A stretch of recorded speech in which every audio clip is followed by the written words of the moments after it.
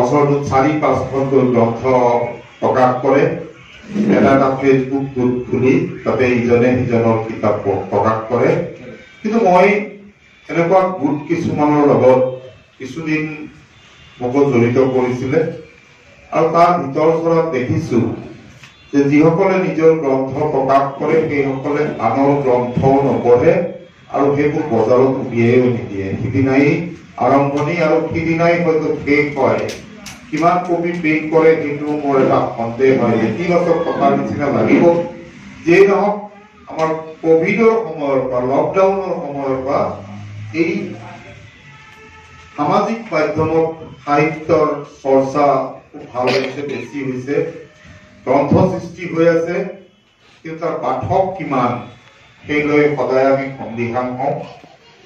আৰু এটা নেতিবাচক কথাখিনি মই আগতে উল্লেখ কৰি বুজিছো, সেইকাৰণে মই সদায় অনুভৱ কৰি থাকো।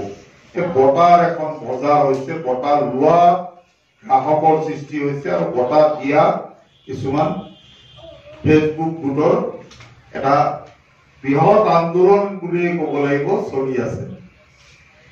আৰু সেই বঁটা বিলাকৰ নাম যদি আজি কাৰোবাক সোধা হয় কোনেও হয়তো ক'ব নোৱাৰিব। কিন্তু একেগৰাকীয়ে ইয়াত জীৱন জোৰা সাধনা বঁটা, তাত কিবা শব্দ, কি সেইবোৰ শব্দ, আমাৰ প্ৰচলিত যিকেইখন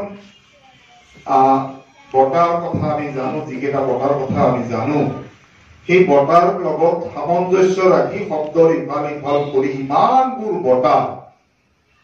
এতিয়া যেন সাহিত্য নাই, কেৱল বঁটাৰ পথাৰ।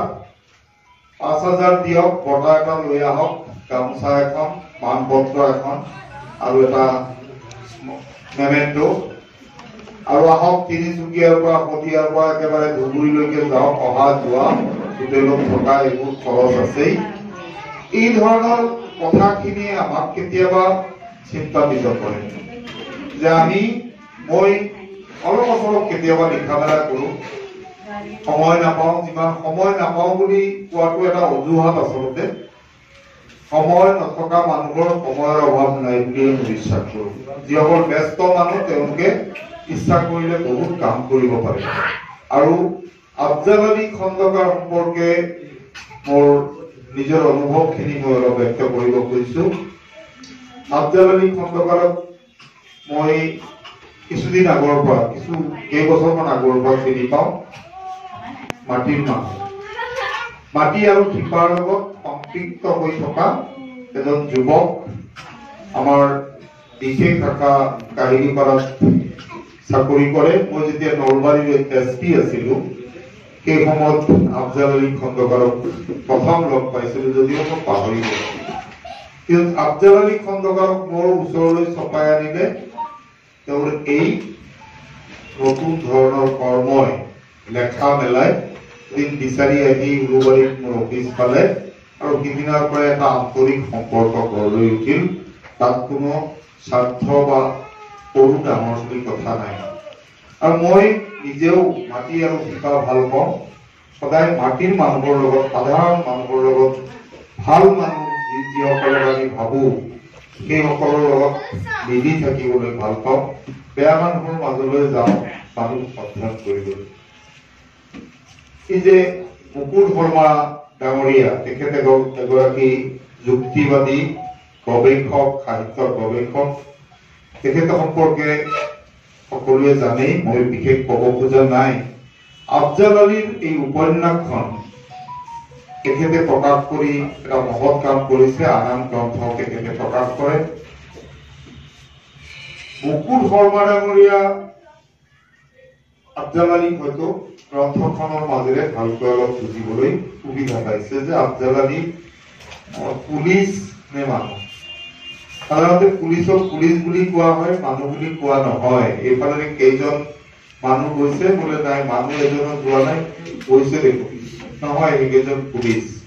সেইটো কাহিনী ক'ব গ'লে অলপ দীঘল হ'ব। গতিকে এই সাধাৰণ দৃষ্টিত জনগণৰ যিটো চিন্তা চেতনাত পুলিচসকলক মানুহ বুলি গণ্য কৰা নহয়, কিন্তু পুলিচৰ মানুহ ভিতৰতো এজন মানৱীয় গুণ থকা, সাংস্কৃতিক গুণ থকা, ভাষা সাহিত্যৰ প্ৰতি ধাউতি থকা এজন মানুহ লুকাই থাকে। মানুহৰ দুখ বেদনা কষ্ট, সমাজখনৰ দুখ বেদনা কষ্ট, চাৰিওফালে কি হৈ আছে তাক বিশেষভাৱে নজৰ দিয়াৰ যিটো দৃষ্টি, সেই দৃষ্টি পুলিচৰ মাজত কোনো গুণেই কম নাই। কিন্তু যিহেতু পুলিচৰ এই মানুহবিলাক, পুলিচৰ মানুহ বুলি কৈছো মই, পুলিচৰ মানুহবিলাক ওপৰৰ পৰা স্বৰ্গৰ পৰা পৃথিৱীত নমাই দিয়া হোৱা নাই পবিত্ৰ কৰি যে এওঁলোক কেৱল মানুহ হৈয়ে থাকিব। যেনেকে সমাজখনত বেয়া মানুহ আছে, তেনেকৈ পুলিচৰ মাজতো ২-৪জন বেয়া মানুহ আছে। আৰু পুলিচ যিহেতু এটা ইউনিফৰ্মত থাকে, সেইকাৰণে তেওঁলোকক দূৰৰ পৰা দেখা যায়। আমি যেতিয়া প্ৰথম আৰক্ষী বিভাগত সোমাই প্ৰশিক্ষণ লৈছিলো, তেতিয়া এখন ল কলেজৰ প্ৰিন্সিপালে আমাক গেষ্ট লেকচাৰ দিবলৈ গৈছিল। আৰু তেখেতে কৈছিল, ৰাতিপুৱা শুই উঠাৰ পৰা নিশা শুৱালৈকে মই কেৱল পুলিচকে সমালোচনা কৰোঁ।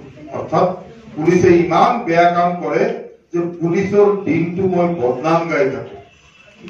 কিন্তু মই ঘৰ এৰি যেতিয়া দুদিনৰ কাৰণে বাহিৰলৈ যাওঁ, তেতিয়া মোৰ শ্ৰীমতীক স্থানীয় পুলিচৰ বা থানাৰ ফোন নম্বৰটো দি থৈ যাওঁ। এই যে ফোন নম্বৰটো দি থৈ যাওঁ, ইয়াৰ অৰ্থটো হৈছে যে ৰাতি শেষ নিশা ২ বজাতো যদি কাৰোবাক ফোন কৰা, একমাত্ৰ এটা বিভাগেই পাবা, সেইটো হৈছে পুলিচ। কিবা বিপদ হলে এই নম্বৰটো তুমি ফোন কৰিবা, পুলিচ আহি উপস্থিত হব। তাৰমানে ইয়াৰ দুটা দিশ আছে। অৰ্থাৎ সমালোচনা কাক কোনে বেছিকৈ কৰে? সঁচা কথা কোৱা মানুহক, আইন প্ৰয়োগ বলবৎ কৰি কৰা মানুহক, তেওঁলোকক সমালোচনা কৰে। আৰক্ষীৰ পৰা মানুহে অধিক বিচাৰে, কাৰণ এটা পৰ্যায়লৈকে আৰক্ষীয়ে ৰাইজক সহায় কৰিব পাৰে, সকলোতে নোৱাৰে। কিন্তু মই আজি মোৰ নিজৰ অভিজ্ঞতাৰ পৰা কৈছো, মই দিছপুৰ ডিভিজনত যেতিয়া কমিশনাৰেট হোৱা নাছিলে গুৱাহাটীত 1997-98 চন, সেই সময়ত মই দিছপুৰৰ ডিভিজনেল ডিএছপি আছিলো। আৰু এটা গাধ আমাৰ যে পিঠিত পূজা কৰি লৈ ফুৰে, গাধ এটা পগলা হৈছিল। তাৰ মালিকে এৰি দিছিল আৰু মানুহক ফুটিয়াই ফুৰিছিল, কামুৰি ফুৰিছিল। কুকুৰে যেনেকে পগলা হলে কামুৰি ফুৰে, কুকুৰৰ নিচিনা তেনেকৈ ইফালে ইফালে দৌৰিছিল, মানুহক আক্ৰমণ কৰিছিল। গণেশগুৰি চাৰিআলিত এই সময়ত এটা পগলা ঘূৰাই, কিন্তু তেওঁলোকক মতা হৈছিল, আহোঁতে দেৰি হৈছিল। কাৰণ পুলিচৰ মূল কামেই হৈছে নাগৰিকৰ জীৱন আৰু সম্পত্তিৰ নিৰাপত্তা দিয়া। আইন শৃংখলা ঘূৰাই সাধাৰণ মানুহৰ জীৱনৰ প্ৰতি ভাবুকিয়া নোৱাৰে। আৰু সেই গণেশগুৰি চাৰিআলিত অতি কৌশলেৰে আমাৰ দিছপুৰ থানাৰ এজন এছআইয়ে বহুত কৌশল কৰি দীঘল ৰছীৰে দূৰৰ পৰা ৰছী দলিয়াই সেই গাধটোক বন্দী কৰিছিলে। আৰু তেতিয়া তাত এটা ৰটাৰীৰ নিচিনা আছিল, ফুলনি আছিল। যিসকল পুৰণা মানুহ গণেশগুৰিত আপোনালোকে দেখিছিলে, তিনিকুণীয়া ত্ৰিভুজাকৃতিৰ এটা লোহাৰ মানে ৰডৰ বেৰা আছিলে, তাৰ মাজত ফুলগছ ৰুইছিলে, সেইটোৰ মাজত বান্ধি পেলাইছিলে। আৰু সেই এএছআইজনক আমি পুৰস্কৃত কৰিছিলো। অৰ্থাৎ যিয়ে বেছি কাম কৰে তেওঁলোকৰ পৰা আৰু বেছি মানুহে আশা কৰে। এই যে আশা কৰে, এই সম্পূৰ্ণ আশাটো কোনেও পূৰণ কৰিব নোৱাৰে, ঈশ্বৰেও নোৱাৰে। নোৱাৰে পাৰে নাজানো, কিন্তু নাপায় মানে আশা পূৰণ নহয়।